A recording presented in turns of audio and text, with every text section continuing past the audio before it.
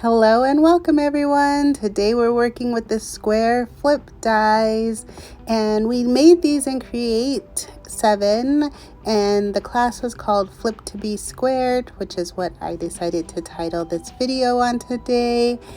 And we're going to be using some of the beautiful papers that came with those dies in the Create 7 box. And here I'm just going to be showing you which dies I cut out with which paper.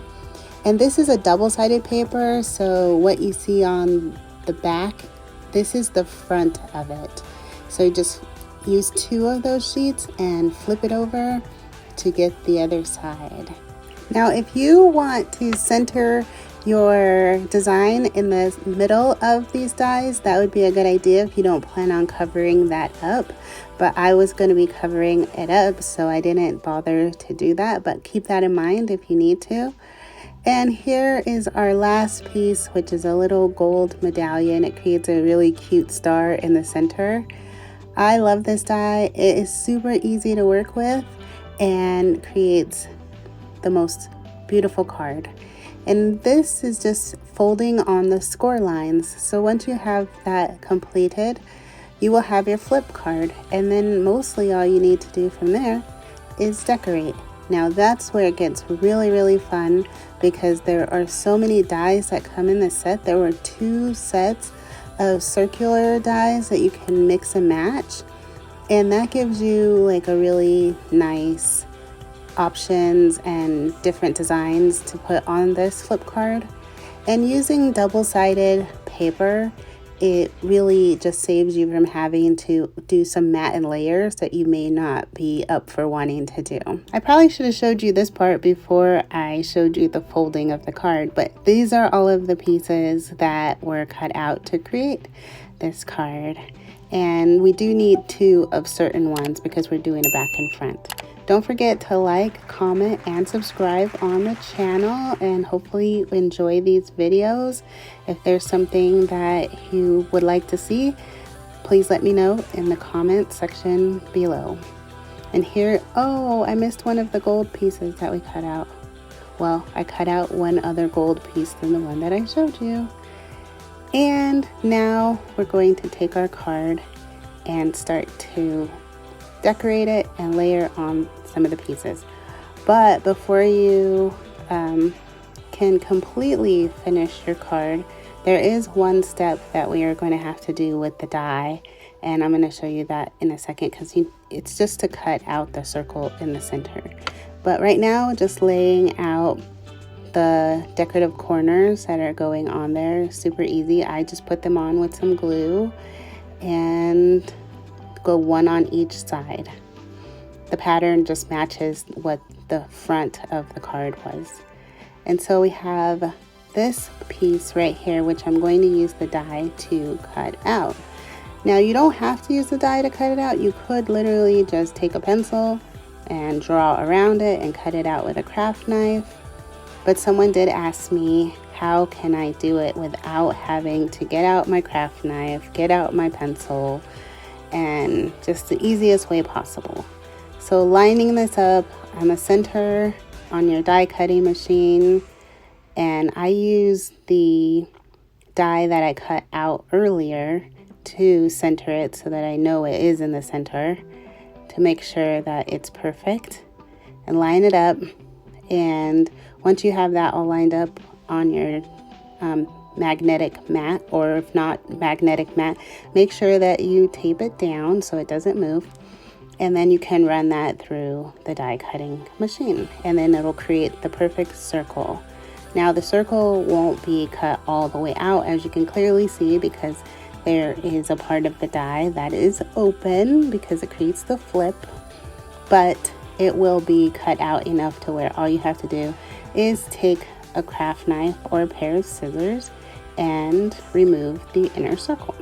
Now I don't know if you could tell that this is a piece of purple cardstock. It came out of the basket cardstock pack from HSN, and it's really nice because it has a foiling on one side, but it's not foiled on the other side. So honestly, if you like more of a metallic-y, flashy look for your cards, then you can use this side.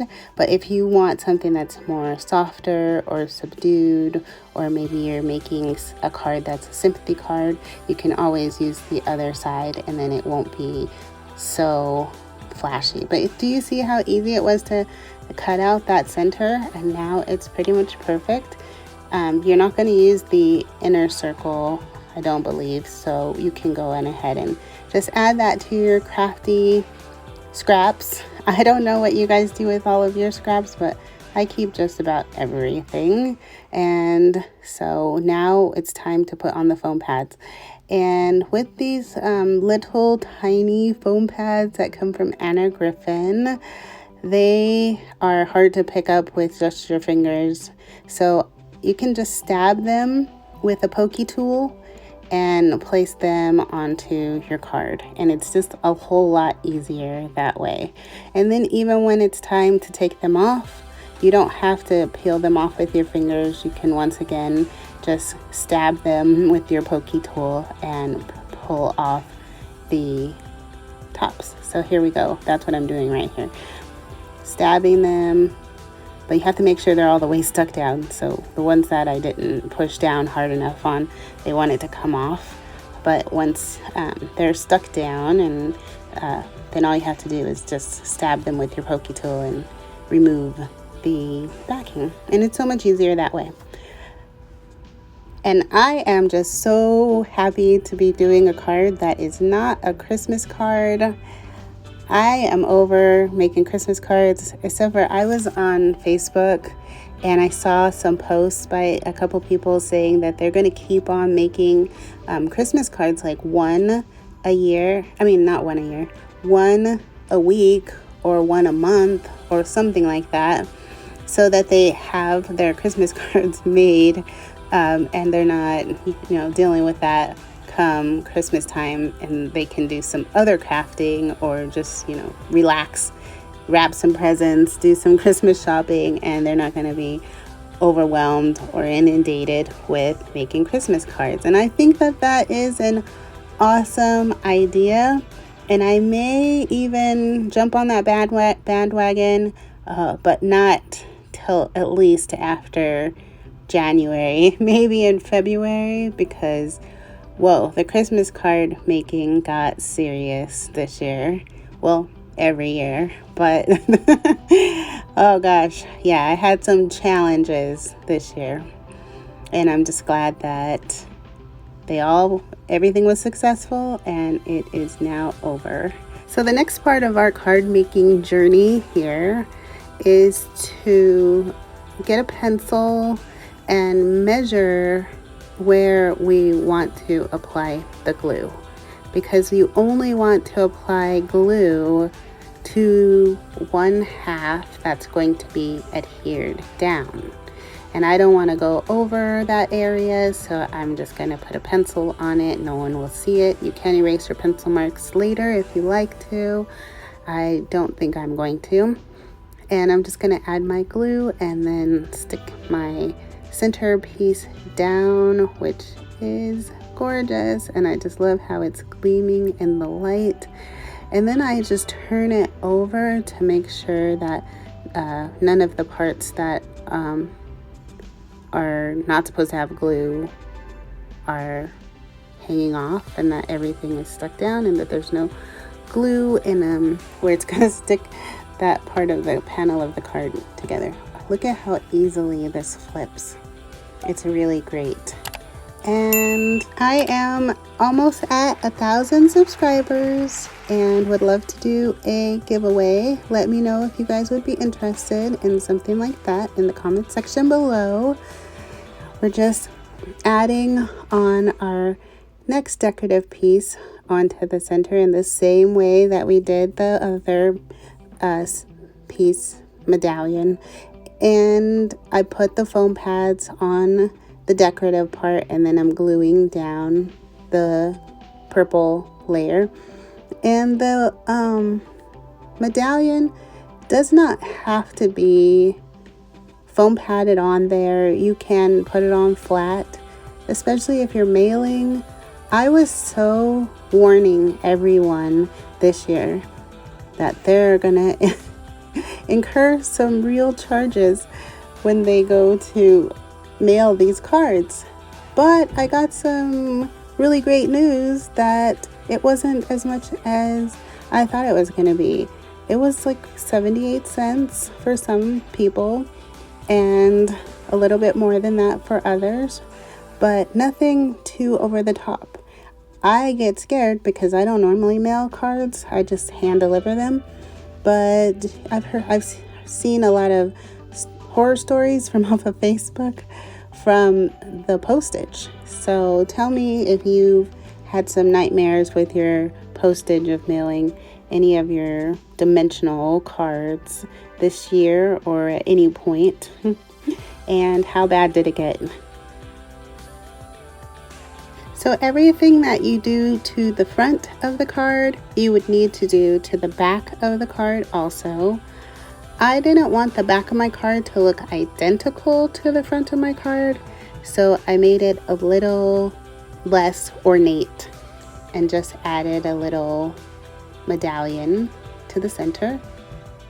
And that way, well,